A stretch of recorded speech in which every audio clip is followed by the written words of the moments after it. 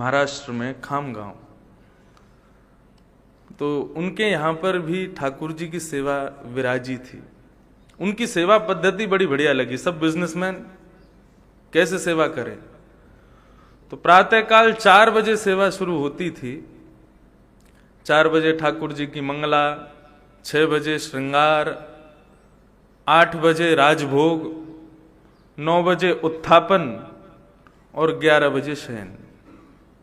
ठाकुर जी को 11 बजे शयन करा करके पूरा परिवार अपने दफ्तर ऑफिस दोपहर में। अब कब उठेंगे ठाकुर जी? सीधे सुबह उठेंगे 4 बजे। पूरे दिन की सेवा हो गई। तो ये सब हमारे, अब कई लोग नियम पूछते हैं, इसका नियम क्या है, उसका नियम क्या है, ऐसे। ठाकुर जी आपके पास आए हैं तो किसी और के नियम से क्यों चलेंगे? आपके नियम से चलेंगे। आपका बेटा आपके नियम से भोजन करेगा कि पड़ोसी से पूछने जाओगे कि उसको रोटी क्या खिलाऊं, उसको दाल क्या खिलाऊं, उसको सब्जी क्या पवाऊं? अरे आप मां हो। सबसे बड़ी देखो पुष्टि परंपरा, चंदन धराया, उन जैसी धोती धराई, तो बिल्कुल उनके प्रति चिंता प्रकट नहीं होगी। और जब तक चिंता प्रकट नहीं होगी तब तक चिंतन नहीं होगा, और जब तक चिंतन नहीं होगी तो सेवा सार्थक नहीं होगी।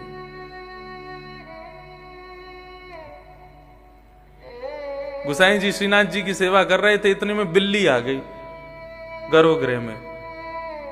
तो बिल्ली को देखते ही परब्रह्म, जगदाधार, जगत नियंता, त्रिलोकी का स्वामी, वो बिल्ली को देख करके डर रहे। बोले तू भगाओ उसको, भगाओ। गोसाई जी बोले बिल्ली से डर रहे हो? आप परब्रह्म हो के बिल्ली से डर रहे हो?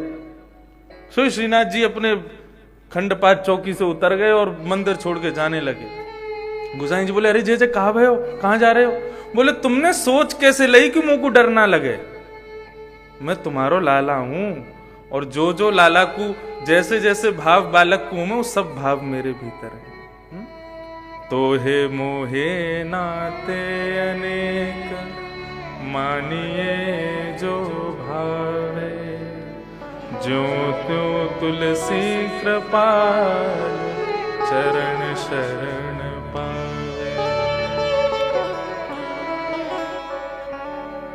संबंध पूज्य पिताजी महाराज अपनी कथा में कहा करते हैं, भक्ति की 3 धारा। 3 धारा कौन कौन सी? विश्वास, संबंध और समर्पण। कल हमने मुख्य रूप से मूल विषय के रूप में हमने विश्वास को रखा। भरोसा, भरोसो दृढ़ इन चरणन कीनो।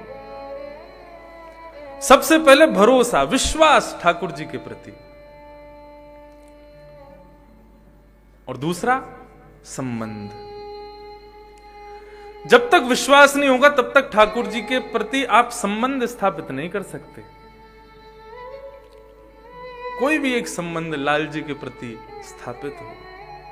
श्री गिरधर लाल जी ये खरीदे नहीं गए हैं, ये तो आवत प्रेम के मोल रे, मैंने लियो री गोविंदा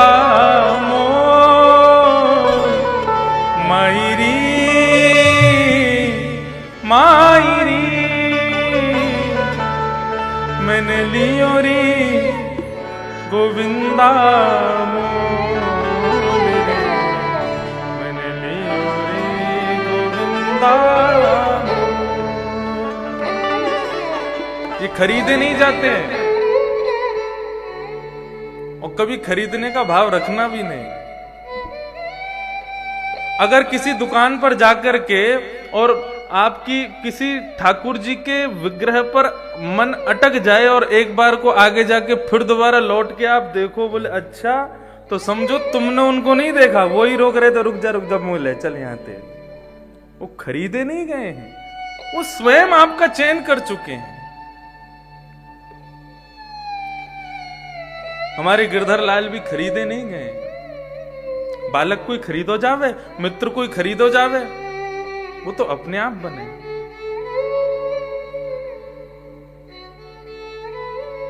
2 वर्ष पूर्व नाथ द्वारा दर्शन करने के लिए मैं गया। श्रीनाथ जी के खूब चरित्र हमने अपने पूज्य नाना जी से सुने। अष्ट सखाओं की वार्ताएं, उनके पद हमने पूज्य नाना जी पंडित श्री कृष्ण लाल शास्त्री जी, उनसे सुने। लेकिन आपको आश्चर्य होगा, मुझे श्रीनाथ द्वारा मैं पहली बार 21 वर्ष की उम्र में गया था। कभी नाथ द्वारा ही नहीं गया, दर्शन ही नहीं हुए श्रीनाथ जी के, बस चित्र में ही दर्शन किए थे। नाथ द्वारा दर्शन करने के लिए गए, तब वहां पर तब वो पद बड़ा प्रसिद्ध हुआ था, गोवर्धन वासी सांवरे तुम बिन रहो ना जाए।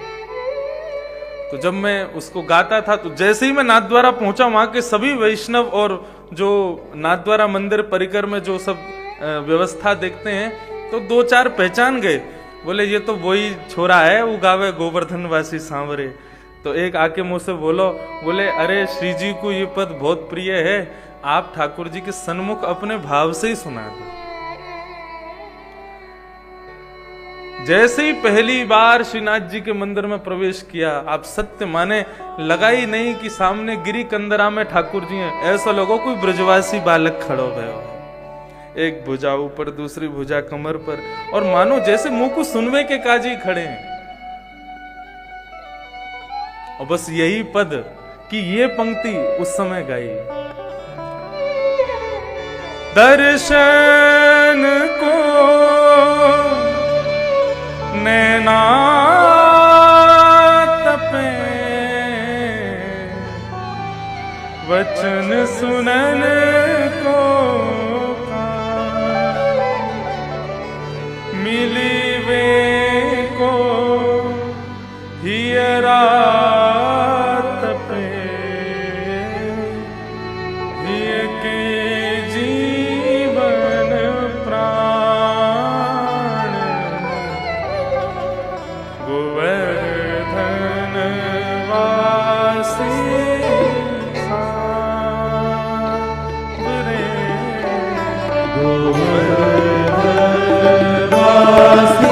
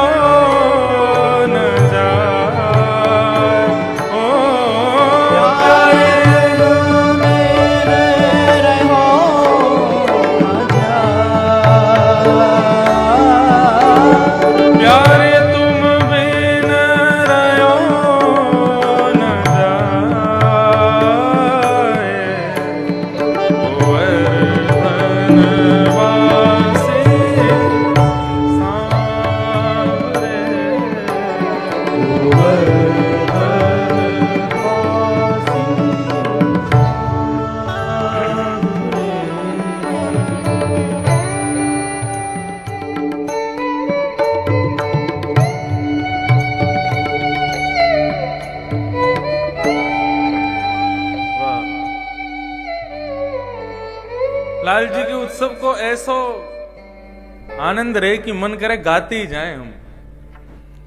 इस पद को ठाकुर जी को भोग धराते समय कभी मत गाना, शयन कराते समय कभी मत गाना। क्यों? बोले यदि भोग धराते हैं और ये पद गाते हैं तो ठाकुर जी पाते नहीं है, रोते हैं। फिर ठाकुर जी का विरह भाव है। कब गाओ? बोले श्रृंगार के समय गाओ। अभी श्रृंगार आरती हुई है, अब गा सकते। भोग धराते समय क्या होता है कि जैसे हम कपाट लगाते, पर्दा क्यों लगाते हैं ठाकुर जी के आगे? ठाकुर जी बेचारे हमारे लिए एक ही अवस्था में रहते हैं। जैसे हम पर्दा लगाते हैं ठाकुर जी सहज हो जाते हैं, सहज होके पाने लगते हैं। अकेले नहीं पाते, सारे सखा आते हैं उनके, ये मधुमंगल सीदामा आदि सब आ जाते हैं वहां पे। ठाकुर जी ले तू भी खा, ले तू भी खा, देख आज इंद्रेश की मैया ने लड्डू बनाया है, आज देख ही कावन के आयो है, और देख आज तो अचार आयो है, आज तो रबड़ी बनी है, आहो आज तो कल गुंजिया का भोग। श्री पंडरीनाथ भगवान के लिए गुंजिया का भोग आया। होली पर आता है गुंजिया का भोग, लेकिन लाल जी की इच्छा तो सब सखा बैठ के खाते हैं। और उस समय यदि कोई ये पद गा दे, गोवर्धन वासी सांवरे तुम बिन रहो ना जाए, तो ठाकुर जी के हाथ में कवल रह जाता है, नेत्र बंद हो जाते हैं और अश्रुपात होने लगते हैं। इसलिए शयन के समय मत सुनाना, भोग के समय मत सुनाना, श्रृंगार के समय सुनाओ। ठाकुर जी जब सहज अवस्था में फ्री बैठे हो तब सुनाओ। ये जितनी भी विरह के भाव, तत्सुखे सुखित्वम का भाव है ना सेवा में। हमारे लाल जी को कष्ट हो, वो रोमे, वो भाव हम क्यों कहें उनके सामने?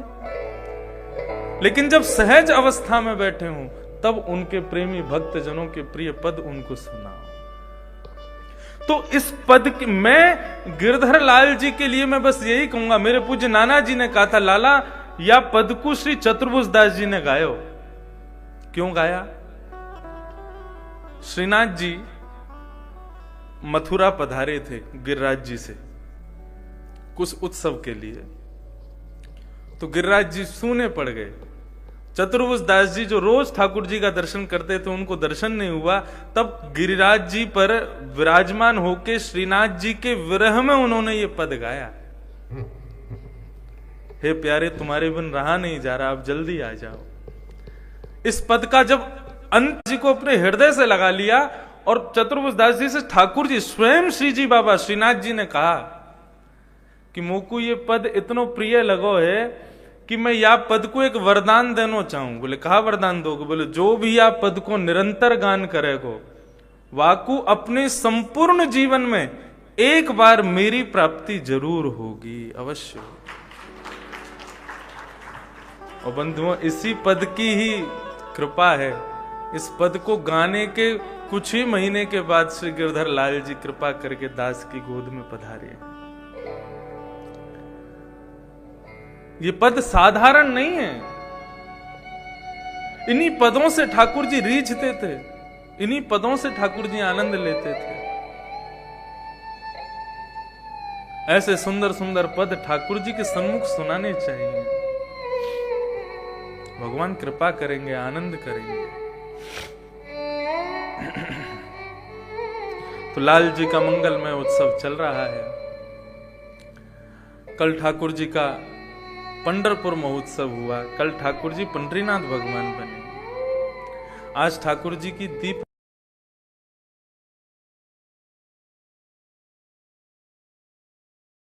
पेश करें और तत्पश्चात शाम को उत्सव का आनंद लेंगे। बोल गिरधर लाल की जय। तो कल महात्म के विषय में हम लोग श्रवण कर रहे थे। कलयुग में भले ही अनेकों दुर्गुण हैं, लेकिन एक बहुत बड़ा सद्गुण है। यत्फलम नास्ति तपसा ना योगेन समाधिना तत्फलम लभ्यते सम्यक कलौ केशव कीर्तनात्। जो फल सतयुग त्रेता द्वापर में बड़े बड़े योगियों को, तपस्वियों को ध्यान धारणा समाधि यज्ञ होम आदि करने से भी प्राप्त नहीं होता, वो कलयुग में केवल भगवान का कीर्तन करने मात्र से प्राप्त हो जाता है। कीर्तन करने मात्र से प्राप्ति हो जाती है।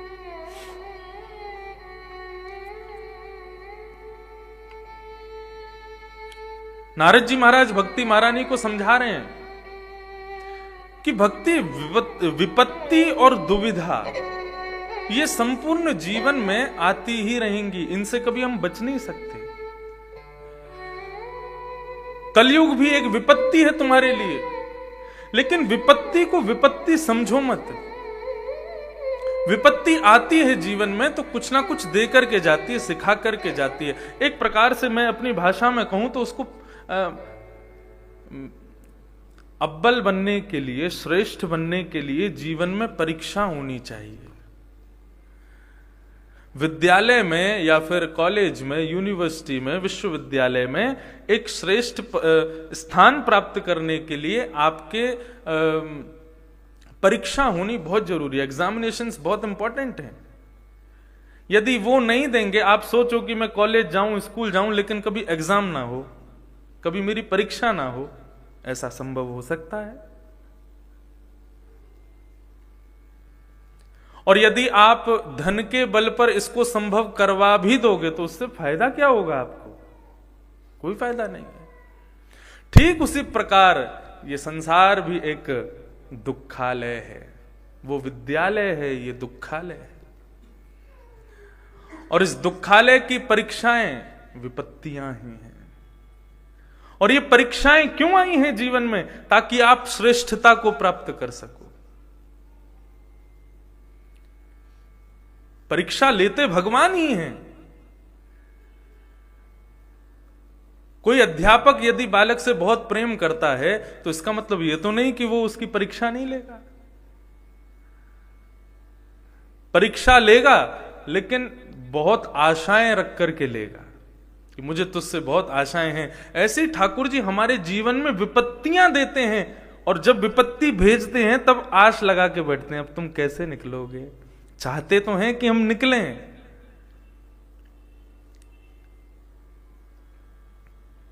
उसके लिए उपाय क्या है? महाभारत सबसे बड़ा उदाहरण। अर्जुन प्रत्येक मानव है, मैं भी अर्जुन हूं, आप सब अर्जुन हैं, और हम सबके जीवन की अलग अलग महाभारतें चल रही हैं। हम सबके सामने योद्धा बड़े बड़े तीर कमान लेकर के खड़े हैं, लेकिन असमंजस में हैं कि किससे लड़ें, किसको मारें, कैसे निकलें इस भवाटवी से। अकेला अर्जुन प्रयास करता है तो महाभारत नहीं जीत पाएगा। अर्जुन भगवान के पास द्वारिका गया, साथ में दुर्योधन भी गया। दोनों भगवान कृष्ण के पास गए तो भगवान कृष्ण द्वारिकाधीश बोले, आओ भैया, कैसे आए? बोले, महाभारत का युद्ध होने वाला है, आप किसके पक्ष में रहेंगे? दुर्योधन के पक्ष में कि मेरे पक्ष में? भगवान बोले, हम एक का नाम लेंगे तो फिर हम पक्षपाती माने जाएंगे। एक नियम रख देते हैं। क्या? बोले, एक तरफ तो मैं रहूंगा और एक तरफ द्वारिका की पूरी सेना रहेगी, और मेरा तो नियम है कि मैं इस महाभारत युद्ध में शस्त्र धारण नहीं करूंगा। जब भगवान ने कहा कि मैं शस्त्र धारण नहीं करूंगा तो दुर्योधन लपक करके बोला, तो मुझे अपनी सेना दे दो, फिर बिना शस्त्र अस्त्र के आपकी क्या पूजा करेंगे हम लोग? एक सैनिक, और वो भी बिना शस्त्र अस्त्र का। उससे बढ़िया तो ये असंख्य सैनिक मिलेंगे शस्त्र अस्त्र वाले, इनसे बढ़िया रहेगा। भगवान बोले, ले जाओ। दुर्योधन सेना लेकर के चला गया। पूर्ण समर्पण का भाव, ये मैं बताना चाह रहा हूं। अर्जुन को भगवान कहते हैं कि मैंने तेरे लिए तो वो नियम बनाया था ताकि तू तुरंत बोल देगा कि मुझको सेना दे दो, तो तेरे को सेना मिल जाएगी और मैं दुर्योधन के पक्ष में चला जाऊंगा। तुम पांडव वैसे भी इतने बलवान नहीं हो, तुम्हारी तरफ मेरी सेना आती तो बढ़िया रहता। क्यों नहीं मांगी तुमने सेना? अब तो तुम्हारे पक्ष में मैं आऊंगा, और वो भी बिना किसी अस्त्र शस्त्र के। अर्जुन मुस्कुराते हुए भगवान को प्रणाम करते हैं और बहुत सुंदर बात कहते हैं, प्रभु आपके पास में समाचार ही गलत गया है कि मैं कुछ मांगने आया था। मैं आपसे कुछ मांगने नहीं आया, ना मैं आपको मांगने आया हूं। आपको रखने की सामर्थ्य नहीं है हमारे पास में। हमसे पूछो, सुबह उठो 6 बजे उठ करके नहा धो करके फिर उनको उठाओ। भगवान सारे काम हमारे बाद करते हैं। हम पहले नहाएंगे, वो बाद में नहाएंगे। बस भोजन पहले करते हैं, भोजन हमको बाद में देंगे, पहले स्वयं कर लेंगे। तो अर्जुन बोला, आपकी सेवा करना साधारण तो है नहीं। सुबह उठाओ, फिर नहलाओ धुलाओ, उसके बाद तुम्हारा श्रृंगार करो, उसके बाद तुम्हें भोग पधराओ, फिर तुम्हारी आरती करो। इतनी झंझटें मैं नहीं रखता अपने पास। ना तो मैं तुमको मांगने आया हूं, ना तुमसे कुछ मांगने आया हूं। भगवान बोले, तो फिर क्यों आए हो? अर्जुन कहता है, महाभारत का युद्ध मेरे सामने है। ये महाभारत का युद्ध मुझे निगल जाएगा प्रभु। मुझे कैसे युद्ध करना है मुझे नहीं पता। ना मैं आपसे कुछ मांगने आया, ना मैं आपको मांगने आया। चरण पकड़ के कहता है अर्जुन, मैं अपने आप को आपको देने आया हूं कि आप अपने पास रख लो, आप अपनी शरण में ले लो। अब आप निर्देशन करो कि मैं क्या करूं, कैसे करूं। पूर्ण समर्पण।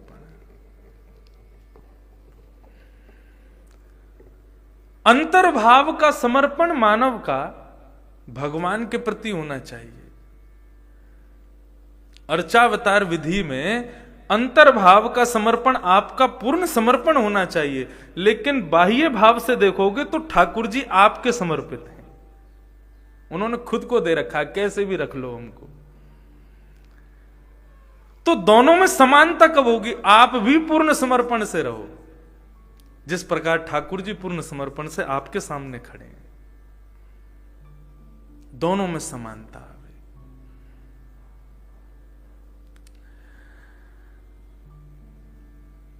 कलयुग में भले ही दुर्गुण बहुत हैं, लेकिन एक सबसे बड़ा सद्गुण है कि यहां केवल कीर्तन करने मात्र से भगवत प्राप्ति। पूज्य नाना जी कहते थे, भक्ति सबसे सरल कलयुग की क्यों है लाला? हमने की क्यों है? बोले पटाखे की दुकान पे पटाखो खरीदवे जाओ, कब जाओ? बोले जब दुकान बंद देवे लग जाए तब जाओ। क्यों? तो फिर 100 रुपए का पटाखा भी आपको 80, 70, 50 तक में मिल जाएगा, सस्ता हो जाएगा। मैंने कि मैं समझा नहीं आपकी बात। बोले लाला, इस सतयुग, त्रेता, द्वापर, कलयुग, ये 4 दुकान है भगवान की। सतयुग की दुकान प्रारंभिक दुकान है, वहां में भगवत प्राप्ति बड़ी महंगी। त्रेता में बातें नेक सस्ती, सतयुग में नेक सस्ती। कलयुग में कहा, बोले दुकान बंद है वारी है, तो सब चीज मोल में ऐसी बेच दें ठाकुर जी, ले जा भैया, ऐसी कीर्तन कर ले तू, कैसे सोफा पे पढ़ के ऐसी टीवी पे देख तो आस्था पे कथा सुन ले, वैसे ही तेरा कल्याण है जाएगा। इतनी सस्ती ठाकुर जी ने अपनी भक्ति कर दी।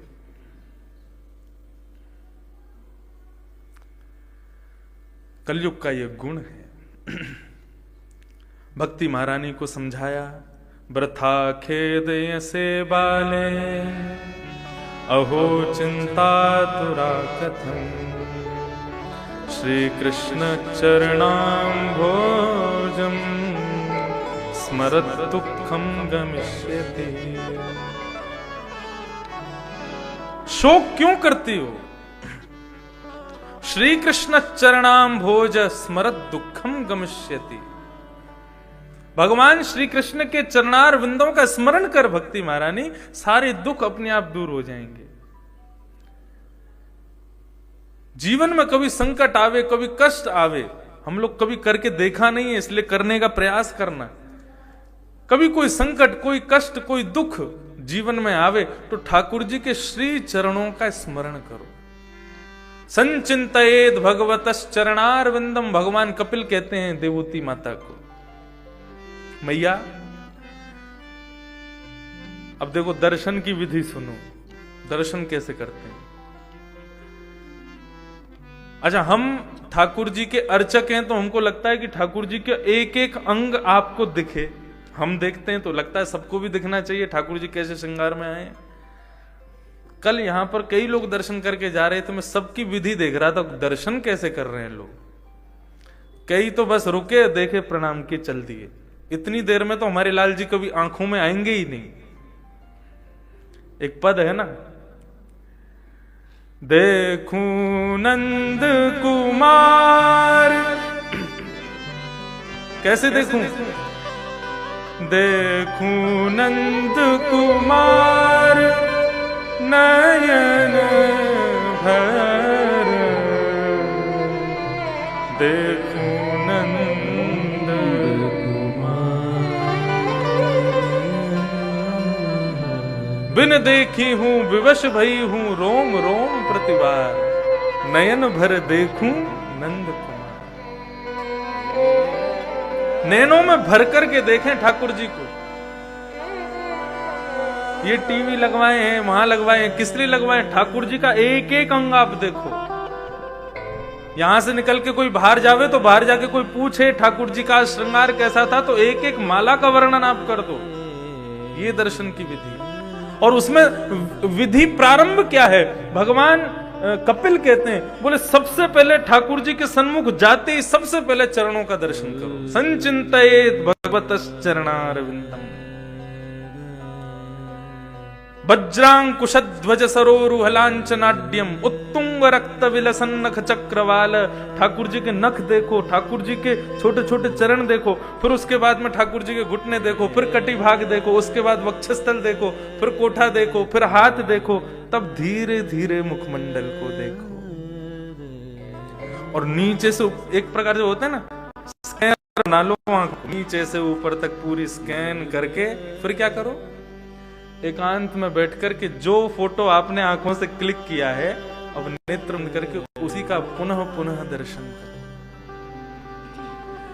स्वामी श्री हरिदास जी ने बिहारी जी प्रकट किए, श्री गोपाल भट्ट गोस्वामी जी ने श्री राधारमण लाल प्रकट किए, श्री हित हरिवंश महाप्रभु ने राधा वल्लभ लाल प्रकट किए।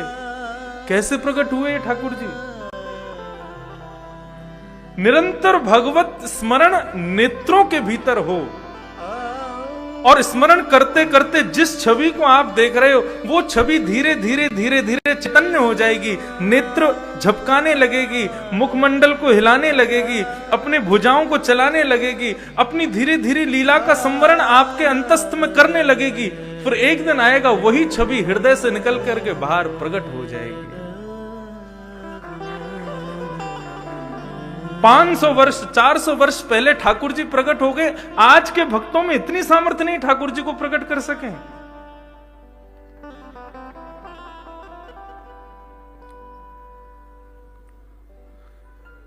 दर्शन की विधि बड़ी श्रेष्ठ है।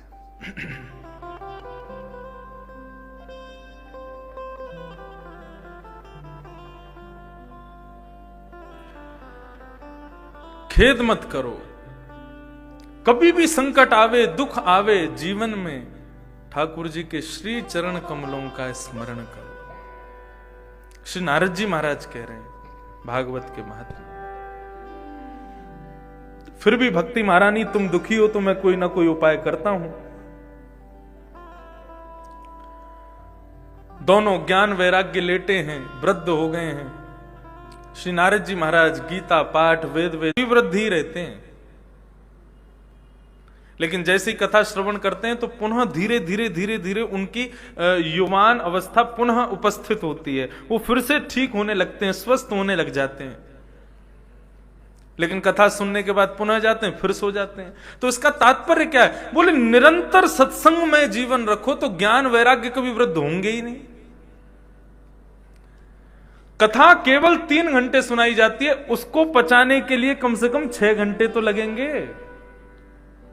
2 रोटी खाने में 6 से 7 घंटे लगते हैं। 3 घंटे की आपने कितनी जितने श्लोक बोले जाएं समझ लेना उतनी रोटी खाई है आपने। अब लगाओ हिसाब कितनी समय लगेगा उसको पचाने में। पचाने का मतलब क्या है? तत्श्रृण्वन प्रपठन विचारण परो भक्त्या विमुच्चे नर। कथा से और उत्सव के बीच में ये जो 5-6 घंटे का अंतर दिया है, ये समय दिया है, क्यों दिया है? वो इसलिए दिया है, सवेरे सवेरे आपको सुंदर कथा सुनाई जाती है, सुंदर रस में ये श्लोक सुनाए जाते हैं। इसको अलग इस तरीके से लो, मानो जैसे मैं आपको रसगुल्ला खिला रहा हूं। अब इतने सारे रसगुल्ला 3 घंटा में खा लिए तो कोलेस्ट्रॉल शुगर सब बढ़ जाएगा आपका। क्या करो? बोले अब जो रसगुल्ला खाया है उस कोलेस्ट्रॉल को शुगर को खत्म करने के लिए क्या करो? बोले मेहनत करो, परिश्रम करो। परिश्रम क्या है? बोले एकांत में बैठ के जितनी कथा सुनी उसको चिंतन करो, हमने क्या पाया। कई बार ऐसा होता है कि व्यास मंच से व्यास केवल उपदेशात्मक भाव से सूत्र कह जाता है, उस सूत्र पर विवेचन और उस सूत्र पर मनन करने का काम आपका है, तभी वो सूत्र एक वृक्ष प्रकट करेगा। तो मनन चिंतन बहुत जरूरी है। तो ज्ञान वैराग्य की वृद्धता का सबसे बड़ा कारण यह है कि केवल श्रवण तक सीमित रखा है हमने कथा को, उसका मनन चिंतन नहीं किया।